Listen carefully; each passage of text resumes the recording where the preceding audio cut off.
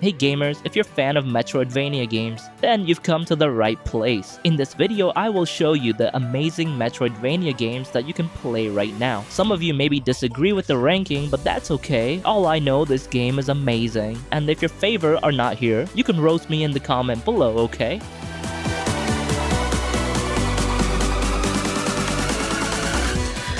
Before we go into the list, I want to tell you about my favorite place to buy games, and that's Instant Gaming. Instant Gaming is an awesome site for grabbing games at great prices. Not only they always have fantastic discounts, but also they running giveaways you won't want to miss. Seriously, these deals are hard to beat. Where else are you gonna find prices this good? Why pay full price when you can grab the same game for way less, right? Yeah, you can shop for games on all kinds of platforms, like PC, PS5, Xbox, and the Nintendo Switch. There are also numerous convenient products to enhance your gaming experience, such as subscriptions, gift cards, and many more. No worries, it's 100% legit, fast, and super easy to use, and their support team is available 24/7. So what are you waiting for? Go check out your favorite games by using the link in the description below and start saving your cash with Instant Gaming. And by using my link, you're not just getting awesome deals, but also supporting this channel. Alright then, let's get back into the list. Afterimage is your typical 2D action platformer with a big interconnected world, RPG elements, and tough combat. You've got that classic backwards dash right out of Symphony of the Night, and the health system straight from Dark Souls. Limited healing charges, checkpoints, and dropping your resources when you die. Combat actually feels pretty solid. Every enemy has clear attack animations, decent patterns, and the game gives you a bunch of weapons with unique movesets. You can experiment a lot, like swords, scythes, dual blades, spellbooks. It's all here. Yeah, the game is clearly made for a very specific type of player. Someone who loved those old school Castlevania games and doesn't mind digging through confusing systems to uncover every secret.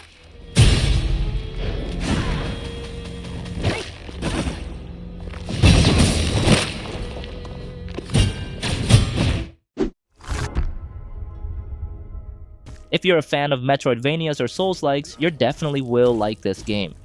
Grime. So Grime is a 2D action adventure that really wants you to master one thing, the parry. The entire early game feels like parry boot camp. The catch? Instead of blocking, you literally absorb enemies into the black hole that is your head. It's as freaky as it sounds, but it's satisfying when you nail the timing, and parrying doesn't cost stamina. In fact, it's your best way to heal and gain new abilities. But mess it up too often, and yeah, you're gonna eat dirt fast. Luckily, Grime isn't cruel for cruelty's sake. When you die, you don't lose your main currency like in Dark Souls. You just lose your combo multiplier, so death still stings, but it doesn't crush your soul.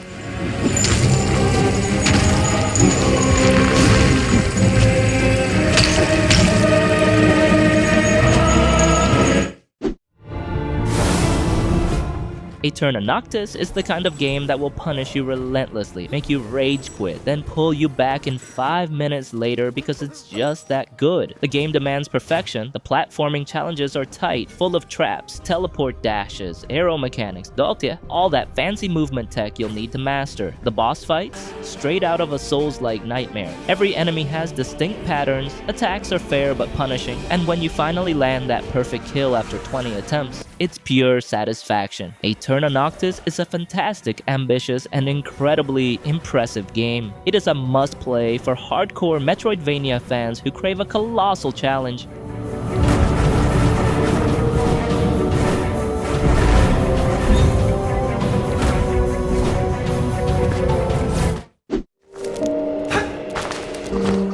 The Last Faith is a gothic 2D Metroidvania that clearly wants to be Bloodborne and Blasphemous. You play as Eric, a mysterious dude suffering from some kind of sickness that's slowly turning people into monsters. So he sets out to find a cure and uncover who's behind this plague. Gameplay-wise, The Last Faith is a mix between Souls-like combat and Metroidvania exploration. You've got your melee weapons, swords, axes, even whips, combined with pistols and ranged spells. You can also throw random stuff like chairs or rocks at enemies. Yeah, you literally throw furniture at monsters, which is actually kind of funny and useful when you're out of ammo or mana, so if you're hungry for more dark gothic Metroidvania action, The Last Faith is a must-have.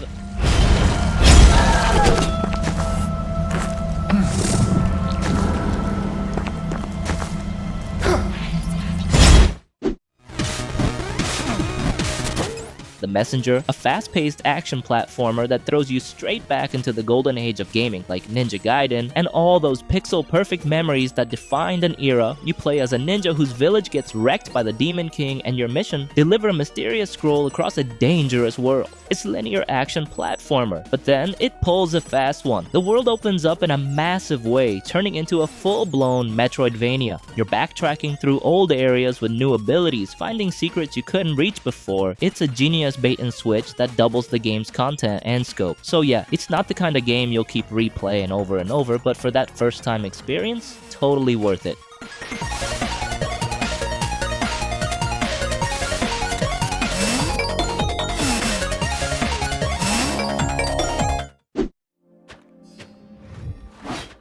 Death's Gambit Afterlife is a brutal 2D action RPG that mixes Dark Souls combat with Metroidvania exploration. If you played the original Death's Gambit a couple years ago, you'll remember the clunky controls and laggy inputs. Yeah, that's all fixed. Combat now feels tight, responsive, and super satisfying. You're blocking, parrying, and timing attacks instead of just rolling like crazy. It's tough, but dying doesn't make you lose everything, and yeah, Death's Gambit Afterlife is the real deal. The gameplay's tight, the story's engaging, and the overall design feels way smoother than the original release. It might not hit the same highs as Hollow Knight or Lilies, but it's still a solid Metroidvania worth your time, especially if you love Souls-like combat without all the rage quitting.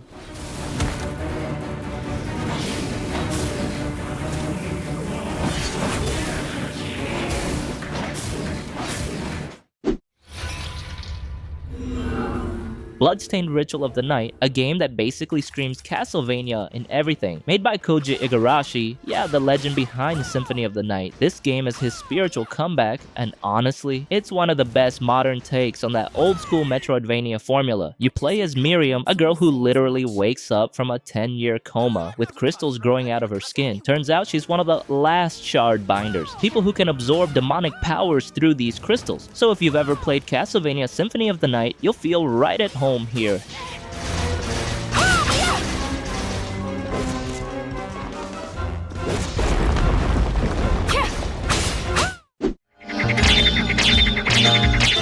Castlevania Symphony of the Night isn't just another retro classic, it's one of the most legendary action side-scrollers ever made. You will play as Alucard, the son of Dracula himself, and yeah, that twist alone already makes it feel fresh. It mixed action RPG and backtracking mess in a way that was super ahead of its time, and you level up, collect gear, learn magic spells, and even shop for items. It's basically the backbone of what we now call a Metroidvania. You uncover the castle room by room, sometimes realizing hours later that you can finally reach that one spot you couldn't before thanks to a new transformation, not like turning into a bat wolf or mist.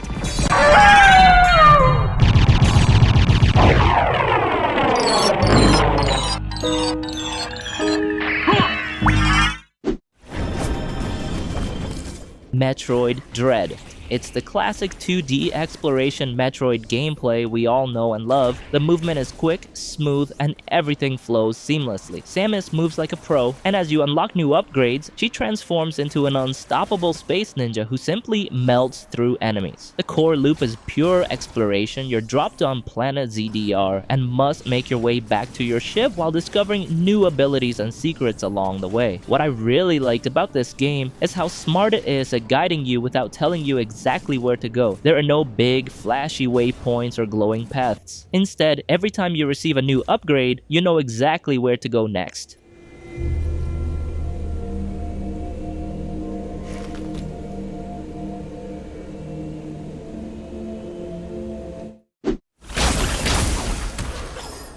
Ori and the Will of the Wisps is a masterpiece, plain and simple. It's not just a sequel, it's the evolution of what a Metroidvania can be. Stunning art, emotional storytelling, perfect platforming, and a world that constantly rewards exploration. The story keeps things light, but man, it hits when it needs to. The emotional beats land hard without needing much dialogue. It's pure visual storytelling at its best. Combat is way more involved. You get actual weapons now, like a light blade. You can swing in all directions, and you can upgrade them to do things like fire damage. And yeah, it doesn't matter if you're a Metroidvania veteran or a complete newcomer, this is an essential must-have title for your Nintendo Switch.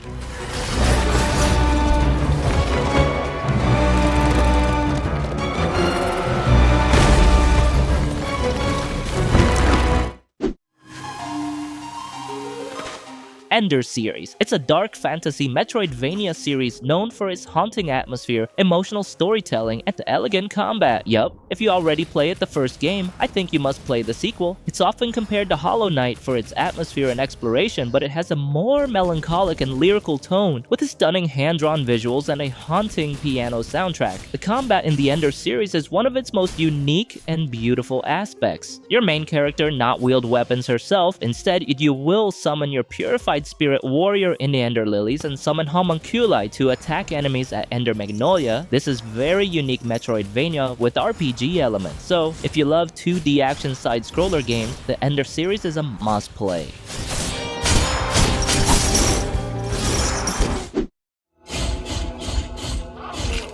Blasphemous is a 2D Dark Souls. You have your sword, the Mea Culpa, which you can upgrade with new moves. You have prayers for magic, and rosary beads that act like charms from Hollow Knight. It's a deliberate weighty system. Then Blasphemous 2 changes things up. You start by picking one of 3 weapons: a sword, fast daggers, or a heavy mace. Later, you can unlock all of them and switch anytime, giving you tons of combat variety. The fights are faster paced, with more unique attack patterns that reflect the improved combat. Most people seem to prefer the first, and I get it, but for me, the sequel's refined combat, incredible bosses, and god-tier soundtrack make it stand just as tall as the original. Maybe even a few inches taller, even a few.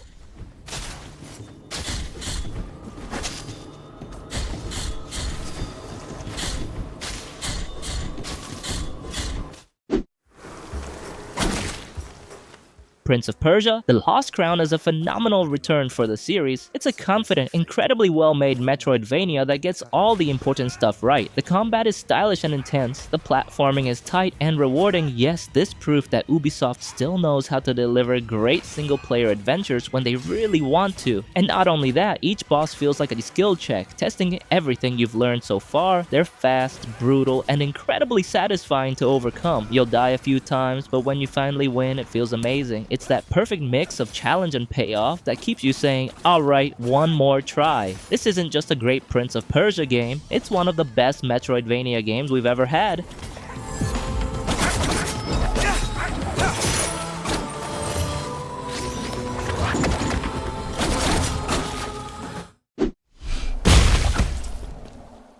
If you've ever wished a Sekiro game combat but in 2D games, well, congratulations. Your weirdly specific dream just came true, because Nine Souls is here and it's absolutely insane. The combat isn't one of those mash attack and hope for the best types of games. This is parry or die. Every enemy attack is a little rhythm game waiting to kill you, and the first boss will absolutely wreck you if you don't learn how to parry properly. But when it clicks, oh man, it's magic. You deflect an enemy strike, dash past them, slap a talisman on their back, and boom, explosion. The whole thing feels like one continuous stylish motion. And yes, it's tough. Bosses have giant health bars, second phases, and moves that'll make you scream. But when you finally master their rhythm and take one down without a single scratch, that's pure gamer euphoria.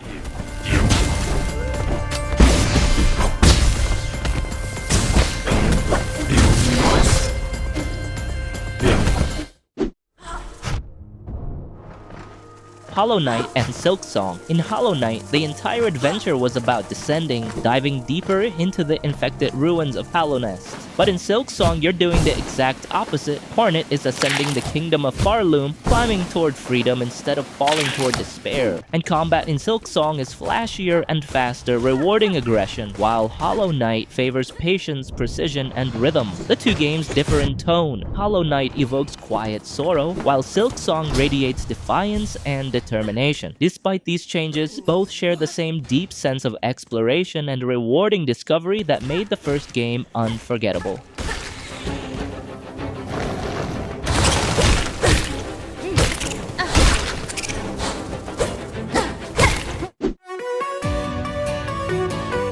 And that's it for today. Those were lists the top 15 amazing Metroidvania games you can play right now. Got a hidden gem I didn't mention? Let me know in the comments below. And if you enjoyed this video or discovered a new title to add to your collection, feel free to like and subscribe and turn on notifications so you'll never miss future content. So thank you for watching and see you in the next video.